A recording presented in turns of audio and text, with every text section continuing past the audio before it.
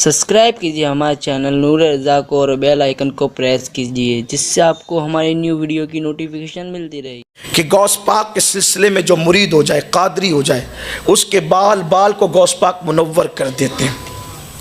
कादरियों की शान बड़ी अजीम है। फरमाया मरने नहीं देता अपने मुरीद को जब तक मेरा मुरीद तौबा ना करे। और फरमाते हैं, सुल्तान बाहू ने लिखा इसको, सुल्तान बाहू लिखते हैं, गौस पाक के मुरीद पे जो जुल्म करे गौस पाक उसकी 7 पुश्तों को तबाह कर देते हैं। लोग क्या समझते हैं, सरकार गौसुल आज़म दस्तगीर की शान लोगों को क्या पता है। सुल्तान बाहू जैसा वली कहते हैं 7 पुश्तों को, किसको सताने पर? मुरीद को सताने पर। जिसके मुरीद को सताने पर ये हाल है, उनकी आल को सताने का अंजाम क्या होगा। और उनके आल की सताने के अंजाम की लोगों को इत्तला नहीं है तो उनके आबा व अजदाद को सताकर उनका दिल दुखाने का अंजाम क्या होगा। लोगों पर मुसीबतें यूं ही नहीं आती। सरकार गौस पाक फरमाते हैं, मुरीदी ला तखफ वाशिन फइन्नी, मुरीदी ला तखफ वाशिन फइन्नी अज़ूमुन कातिलुन इंदल क़िताली। सरकार गौस पाक की शान तो बहुत बड़ी है। मुझे एक बात याद आ रही है, 2 बातें अर्ज़ करूँगा और शायद वक्त मुकम्मल हो जाएगा। गौस पाक बहुत बड़े हैं, उनकी शान का तो कोई अंदाज़ा ही नहीं, लेकिन उनकी चौखट पर सिर्फ बैठ जाने वालों की क्या शान है, उनकी चौखट पे जो बैठ जाए उनकी शान क्या है। एक मरतबा का वाक़या है कि गौस पाक के यहाँ 40 साल तक शेख मोहम्मद नाम के एक शख्स थे, कोई पढ़े लिखे नहीं थे। शेख मोहम्मद नाम के एक शख्स थे, पढ़े लिखे नहीं थे। खानका में लोग बहुत कसरत से आते थे, तो एक साहब थे जो जूते संभालते थे और ये शेख मोहम्मद नाम के साहब लोटे में पानी भरकर लोगों को लोटे से वज़ू कराते थे। 40 साल तक ये खिदमत अंजाम दी, लोगों को लोटे से वज़ू कराना।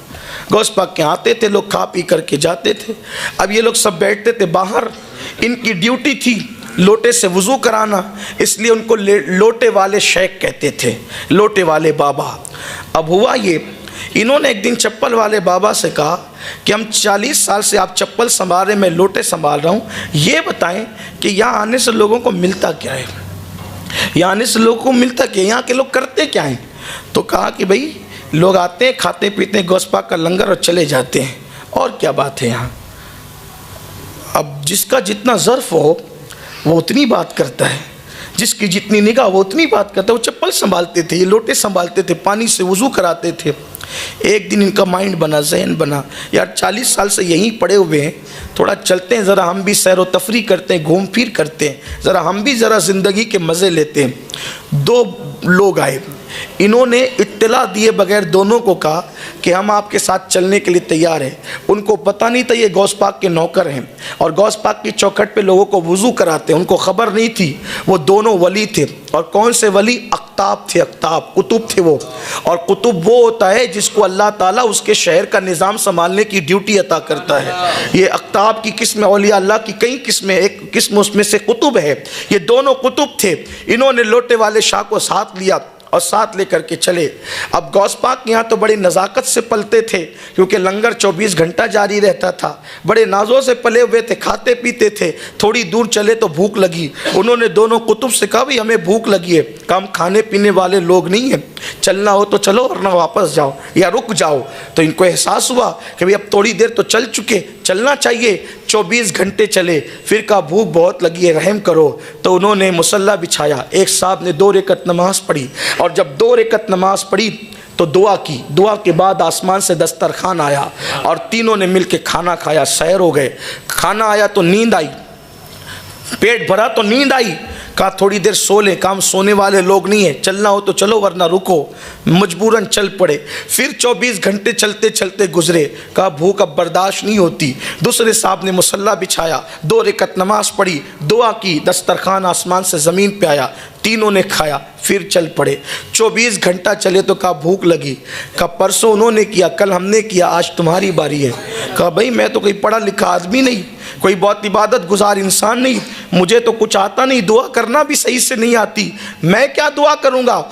कहा या दुआ करो या मरो, भूखे रहना है तो भूखे रहो, या तो अगर खाना है तो दुआ करनी पड़ेगी, मरता क्या ना करता। इन्होंने भी मुसल्ला बिछाया, 2 रकत नमाज पढ़ी शेख मोहम्मद लोटे वाले शाह ने, और उसके बाद जब दुआ की तो उन दोनों की दुआ पर एक एक दस्तरखान आया था, लेकिन इन्होंने दुआ की तो 2 दस्तरखान आए।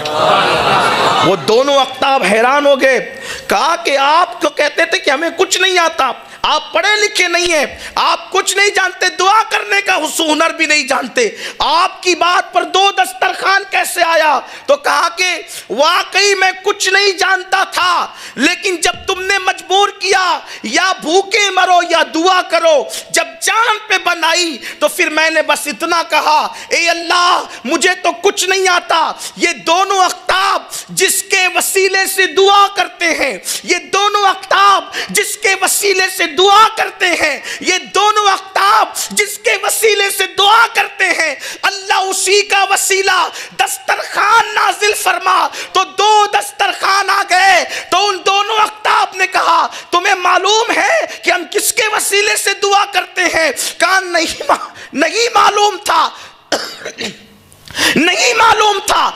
तभी तो कहा कि ये जिसके वसीले से दुआ करते हैं उसी के सदके में खान नाजिल फरमा। तो दोनों अख्ताब ने कहा आज सुन लो किसके वसीले से दुआ करते हैं। हम जब भी दुआ करते हैं तो यूं कहते हैं अल्लाह अब्दुल कादिर जिलानी की चौखट पर वो बंदा जो लोगों को लोटे से वुजू कराता है, उसी के सदके में हमारी दुआ को कबूल कर ले तो हमारी हर दुआ कबूल होती है। उनको वजद आ गया, कपड़े फाड़ लिए, कहा कि मैं तो समझ ही नहीं सका कि गौस बाग की चौखट पर मुझे मर्तबा क्या मिला। और कहते मुझे पहचानते हो मैं कौन हूं? कौन हूं मैं?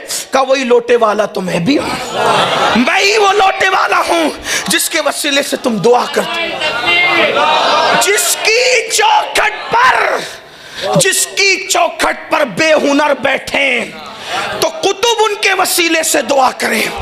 जिसकी चौखट के बेहुनरों की ये शान है तो अब्दुल कादिर जिलानी की शान का आलम क्या हो। गौस बाग की शान क्या होगी।